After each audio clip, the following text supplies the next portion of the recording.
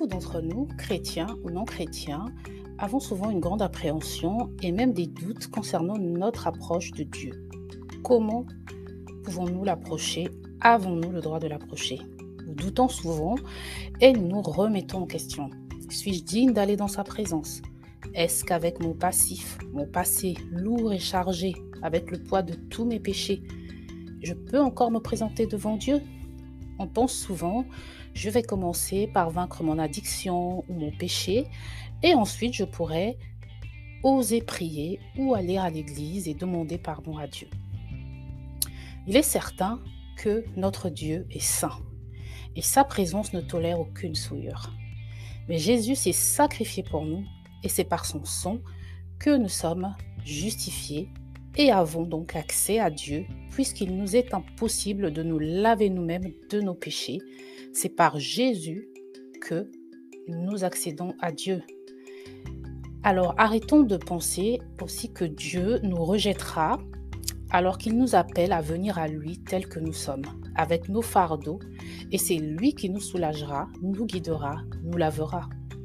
Il est écrit dans Matthieu 11, 28, « Venez à moi, vous tous qui êtes fatigués et chargés, et je vous soulagerai. » Ce verset, très célèbre, à lui tout seul, dépeint le cœur de Dieu, de Jésus.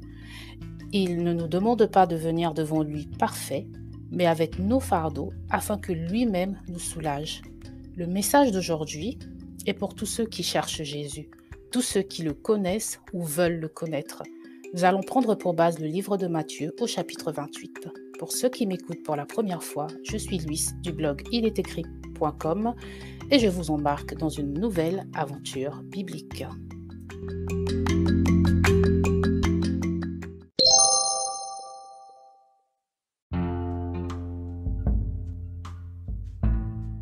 Comme je le disais, nous allons prendre pour base le chapitre 28 du livre de Matthieu. Il s'agit du dernier chapitre de ce livre qui parle de la résurrection de Jésus.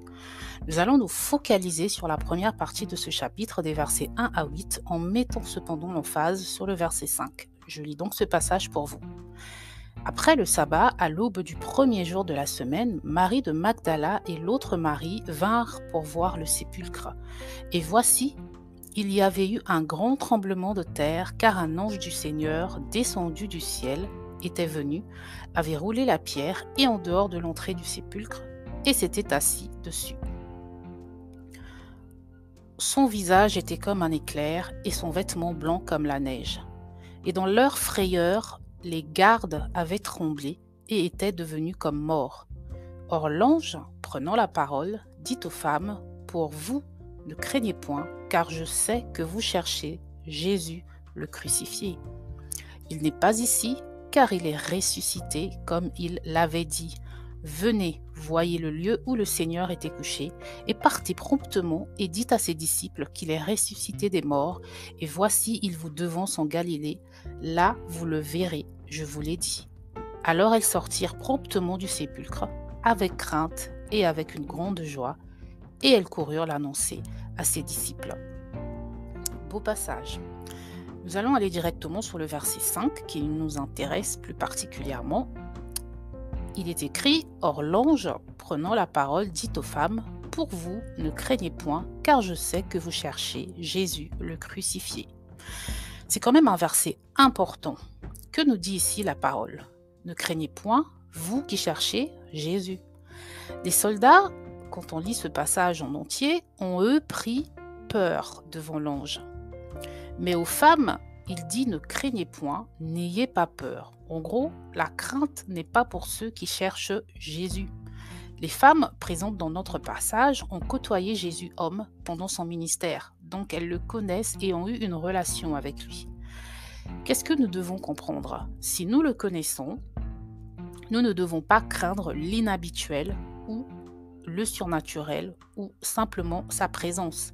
Ici, la présence de cet ange représente l'inhabituel, le surnaturel, puisque c'est un envoyé de Dieu, et quiconque connaît Jésus ne doit pas craindre ces choses, ne doit pas craindre dans ces circonstances. Que lisons-nous dans le livre de Romains au chapitre 8? Il n'y a donc maintenant aucune condamnation pour ceux qui sont en Jésus-Christ, qui marchent non selon la chair, mais selon l'esprit. parce que la loi de l'esprit de vie, qui est en Jésus-Christ, m'a affranchi de la loi du péché et de la mort. Car ce qui était impossible à la loi parce qu'elle était affaiblie par la chair, Dieu l'a fait, en voyant son propre Fils dans une chair semblable à celle du péché. Et pour le péché, il a condamné le péché dans la chair, afin que la justice de la loi fût accomplie en nous qui marchons, non selon la chair, mais selon l'esprit. Si nous avons accepté Jésus, il a tout accompli par son esprit. La chair est faible, nous ne pouvons pas nous sauver nous-mêmes. Ce passage nous rappelle que par son sacrifice, par sa crucifixion, Jésus a déjà tout accompli et il nous a rachetés. Au-delà de ces femmes, la Bible nous dit autre chose. Elle nous dit donc que ceux qui cherchent Jésus, le crucifié et ressuscité, n'ont rien à craindre. Donc mon frère, ma sœur, si tu veux t'approcher de Jésus, le rencontrer, fais-le sans peur. Viens tel que tu es.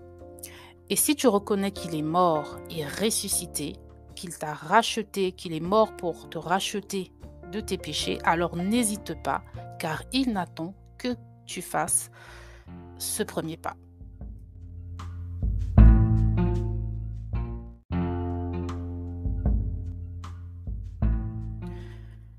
Lorsque nous lisons l'histoire de la femme adultère dans le livre de Jean au chapitre 8, des versets 1 à 11, nous voyons un bel exemple du cœur de Dieu. Je vous encourage à relire ou lire cette histoire. Je le répète, Jean 8, des versets 1 à 11, nous avons cette femme prise en flagrant délit d'adultère. Jésus dit à ceux qui la condamnent que celui qui n'a jamais péché lui jette la première pierre. Tout le monde s'en va et elle reste seule avec Jésus.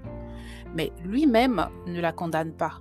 La Bible nous le dit bien que Jésus n'a jamais péché.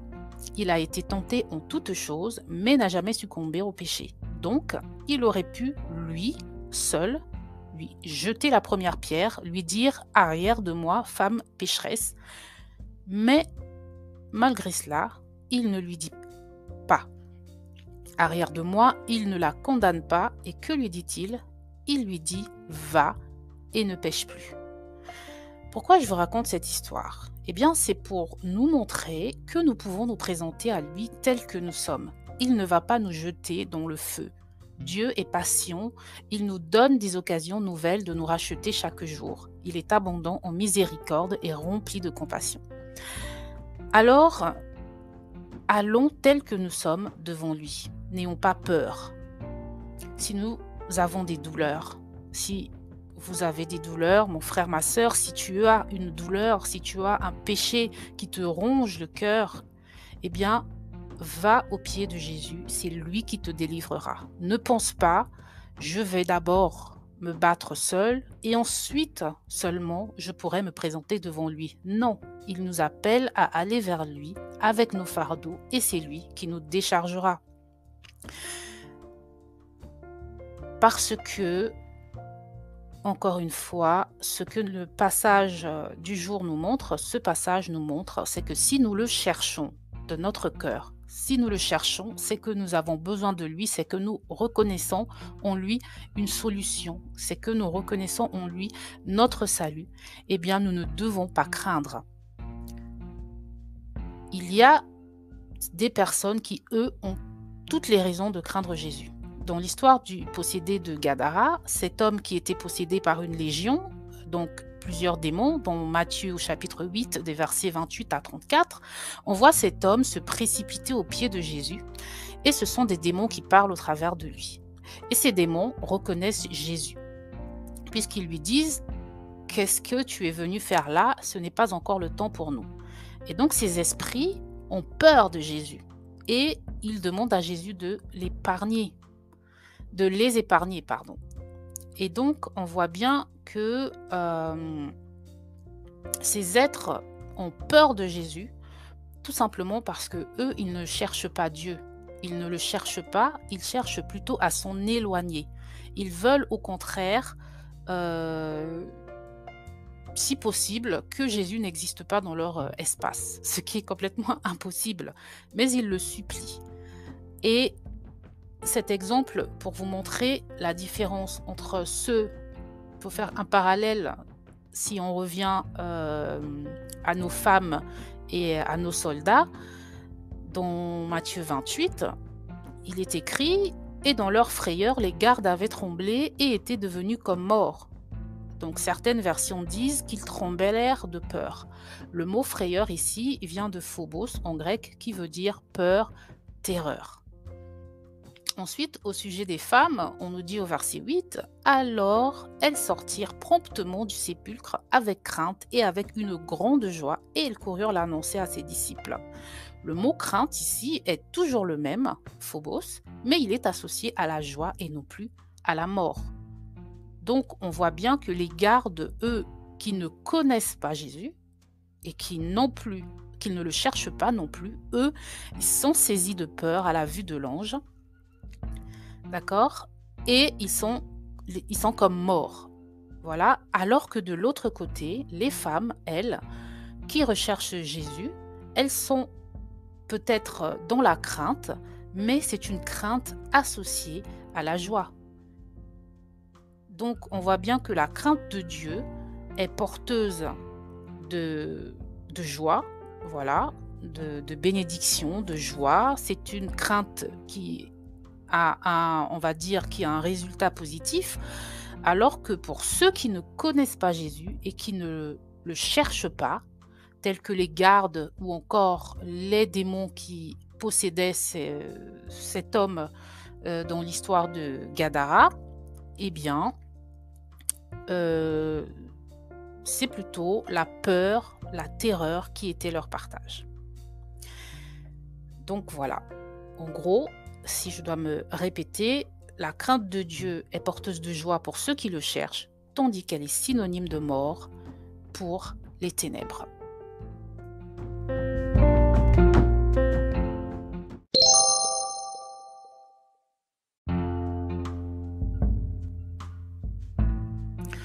Pour conclure, nous avons compris que pour ceux qui marchent avec Jésus et pour ceux qui le cherchent, il nous dit que nous devons nous soucier de rien, que nous pouvons aller à lui sans crainte, le cœur léger et dans la joie. Ne combattons pas seuls avec nos fardeaux, ne combattons pas seuls, ne luttons pas seuls avec nos péchés, nos addictions, nos problèmes. C'est à lui que nous devons aller tel que nous sommes et c'est lui qui nous déchargera, qui nous libérera, qui nous soulagera. Chrétien ou pas chrétien, le but de Dieu n'est pas de nous condamner, mais il veut que tous nous soyons sauvés. Alors non, ce n'est pas parce que tu as péché que tu devrais avoir peur de prier. Le premier pas, c'est de reconnaître tes péchés, c'est la repentance devant Dieu et lui, il est fidèle et il est assez bon pour reconnaître la sincérité de ton cœur et de t'aider à t'en sortir. Alors, il est écrit dans 1 Timothée 2 au verset 4 et au verset 3 et 4, « Car cela est bon et agréable aux yeux de Dieu, notre Sauveur, qui veut que tous les hommes soient sauvés et qu'ils parviennent à la connaissance de la vérité. Il ne veut pas nous condamner, il veut que tous nous parvenions à la connaissance de la vérité, que tous nous parvenions à le connaître. » Alors, si jusqu'ici tu hésitais à donner ta vie à Jésus parce que tu ne te sentais pas assez digne d'être dans sa présence, efface tes craintes et va à lui tel que tu es et il prendra soin de toi. Je vous laisse avec le psaume 70 des versets 5 à 6 qui dit: que tous ceux qui te cherchent se réjouissent et s'égaient en toi, et que ceux qui aiment ta délivrance disent toujours: Dieu soit magnifié. Pour moi, je suis affligé et misérable. Ô Dieu, hâte-toi de venir à moi. Tu es mon aide et mon libérateur. Éternel, ne tarde point. Merci de m'avoir écouté et à bientôt, j'espère, pour de nouvelles aventures bibliques. Ciao!